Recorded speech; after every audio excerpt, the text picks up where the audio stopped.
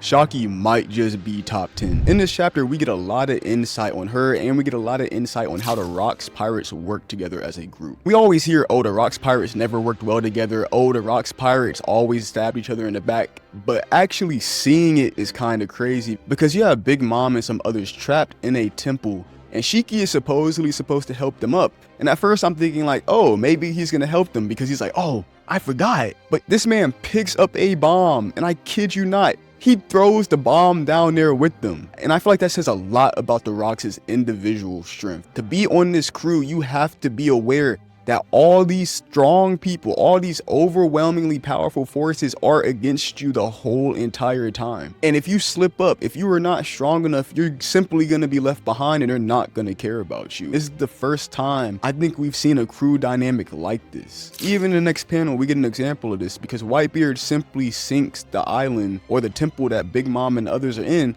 and all they can do is scream out his name while he's having a casual conversation with Kaido. It's kind of cool, but it's kind of scary at the same time. That's a crew where you have to be overwhelmingly powerful or you just get left behind. But at the same time, they're able to work together enough to where they still accomplish their goals. You know, they're still a good pirate crew despite that, and that says a lot about their individual strength. But them working together, they're pretty much having a game with it. They're pretty much having like, oh, I'm gonna try to get more than you.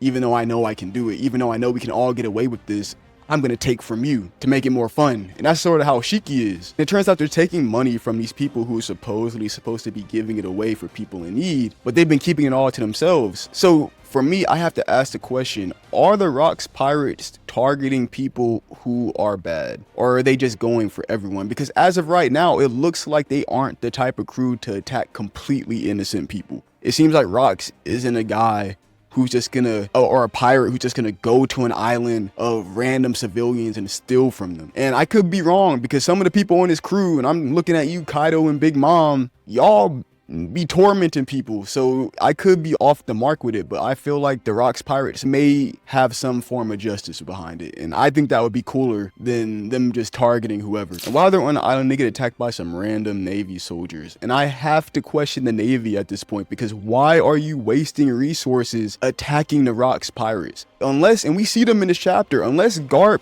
Sengoku, or like any of the admirals are on that boat, and I guess they're vice admirals at this point, so they probably aren't as strong or in their prime, but still, I didn't see nobody on those Navy ships for the Rocks to be sweating against. At that point, the Navy's just throwing money at the Rocks pirates. Even Rocks says it himself, they're gonna loot the Navy ships. The Navy are just giving away resources at that point. And while Rocks is evaporating the Marine ships that came to capture him, we get a list of the crimes that the Rocks pirates have committed during this time. And we get an excerpt saying, even while the future king of the pirates was active during this time, it would not be an overstatement to say that this was Rocks' era. This whole entire time, I've been seeing people compare Rocks and Roger, and that's understandable. At their respective times, they are the most powerful people, right? But you cannot compare Roger in this flashback to Rocks in this flashback, because this is Rocks' story. This is Rocks' era. Roger may be doing stuff and he may be fighting Garp and all of that,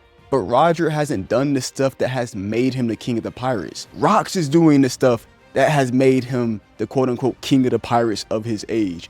Like I said, I get comparing them, but I don't think you're supposed to. I don't think Roger is anywhere near the level of Rocks in the first place to be compared to. If you're liking the video so far, don't forget to like and subscribe. I appreciate the support, and I appreciate you. We cut to Harald, and he's watching the government torment an unaffiliated island. And this island is also one of those islands that helped him and Elbaf when they didn't have any food. So to Harald, he feels like he owes these people. And he's watching these people get hurt by the other people, the world government that he's trying to be a part of. And he's told that if he interferes, it will damage his relationship with the world government. And while the government agent is saying all of this, he turns, gets his pistol, and shoots one of the tied up women. That made me mad. I couldn't imagine how Harald felt knowing that these are the people that helped him and one of them just got shot. So I don't blame him at all for jumping on that ship with his full strength to do what he has to do, because stuff like that makes the world government irredeemable in my eyes. But of course, after this incident, the World Economic Journal ends up making Harald the bad guy of the situation and making it sound a lot worse than it actually was, at least for him. When I saw the World Economic Journal, a question that popped up in my head is, where is Morgans right now? Is he the one writing the stuff in the journals or like the newspaper right now, or is it somebody else? Because I remember a time when there was a theory of people saying Morgans could potentially be a Rocks pirate,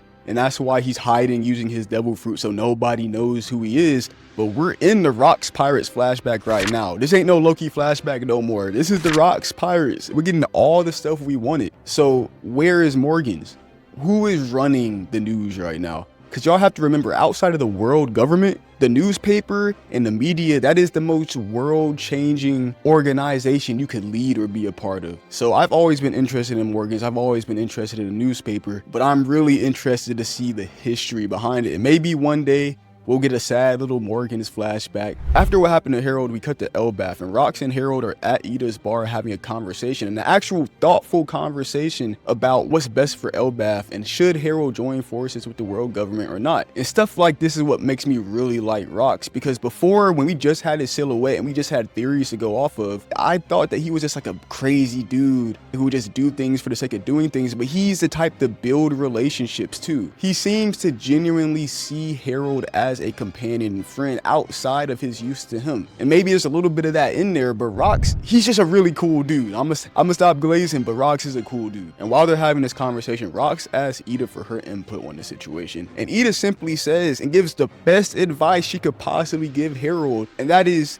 to choose your friends wisely. Because in this conversation, Harald's talking about, well, most of the world government isn't that bad. I don't think that matters. If the world government, let's say 70% of the world government is good and they're genuinely trying to help, or the Navy is good and they're genuinely trying to help people and they're genuinely trying to make the world better, that other 30% has a slave monopoly, is killing random people who don't join them, and it's just causing chaos as that one authority of the world. You can say what you want about pirates, but they are not a unified organization that is running the world. Pirates can be bad, yes. Pirates could be overwhelmingly bad, but it isn't one unified group that is trying to oppress one other group. For you to be like, I'm going for justice, but we can still have our slaves, but we can still kill whoever we want. It's just like, there's no justice in there. And I see why Dragon left the Navy when he was like, I found no justice there, I bet. So when Rox, Ida, and Harald are having this conversation, I'm fully on Rox's side. I see no point in Harald joining the government, especially after what we saw in this chapter of what the government was doing to the people that he sought to protect. Come on, bro, you gotta. And maybe he'll learn his lesson later, but you gotta do something about that. You can't just roll over like a dog. And we cut to Garp and his group. Garp seems to really want the Giants to be on their side, the same way that Rox wants the Giants to be on their side for their strength, of course.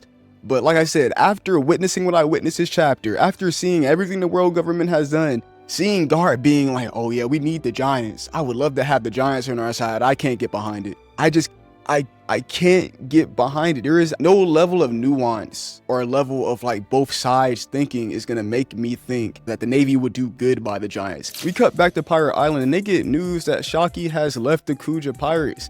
And we get some insight on how the Kuja Pirates were moving during this time. And it turns out that people would go out to sea just so they can get attacked by the Kuja Pirates. Not to talk to them, not because they thought they had a chance, but just to get attacked, to have the chance for one of the Kuja Pirates to stump on their face and smile at them. People would go out to sea for that. And while we're getting that tidbit of insight, Big Mom and Gloriosa are having a conversation. And Gloriosa's telling Big Mom, she's like, yeah, of course you don't get it. Of course you don't get love and all that because you're just pumping out babies like it's nothing. And yeah, she is. We even see, I think, correct me if I'm wrong, but we see baby Katakuri, who is really cute, by the way, if that is Katakuri. That's a cute baby. And then we get Oven, who is Oven. And later on, we see that Shakky has arrived at Pirate Island. And off the bat, she gets off the ship, and everyone's like, oh, pretty much worshiping her, being like, oh, we'll do whatever you want. All of them are bending their knee to her. And I talked about it in the beginning. We're gonna have to have some conversations about her being the top 10. Like, she's genuinely powerful. Like, she may not be the strongest, but no one is trying Shakky. Nobody. Roger, Rox, Whitebeard, she could beat all of them in a fight. Maybe not if they're trying, but from what I can tell, the Kuja pirates have been moving differently. The narrator literally says that the arrival of Shakky was one of the biggest events to ever happen on Pirate Island. And we know what's been happening on Pirate Island. Garp and Kuzan just fought. And they're saying that Shakky is up there with that. The Rocks pirates come back. Whitebeard, all of them, they come back. They're like, what's going on around here? Immediately, everyone hard eyes. Immediately, oh, can I do this for you? Can we make the area cleaner for you? Shakky did that by herself just by arriving. So like when I'm talking about like this top 10 thing, I'm not joking. And at the very last panel of this chapter, we get the elders talking about Elbaf being able to join the government as an affiliated nation. They say, tell Harald that him and Rox gotta duke it out, and Harald's gotta kill Rox in order for things to be the way he wants them to be. And whether Harald says it or not, him and Rox do have a genuine relationship, in my opinion. All of a sudden, this is something where I'm like, I don't know what Harald is gonna do. And we know what happens to Harald, but we don't know what happens to Rox. I don't think Harald does anything to Rox at all. But at the same time, how does this backfire on Harald? How does it get to the point where Harald is backstabbed by giants? Because if I remember correctly, Harald was killed by his own people. There was a big fight. Oda's really good about giving us pieces of a flashback. And then even when we get into that flashback, we're on the edge of our seat trying to figure out, okay, how does it get to point A to point B? We're in this little middle point of the flashback where I couldn't even tell you what's going to happen. What do y'all think Harald is going to do about this situation? Do y'all think Harald is going to take out Rox, or even attempt to in the first place? Or do you think they're going to have a conversation? Who knows? But yeah, tap into the next video. Bye.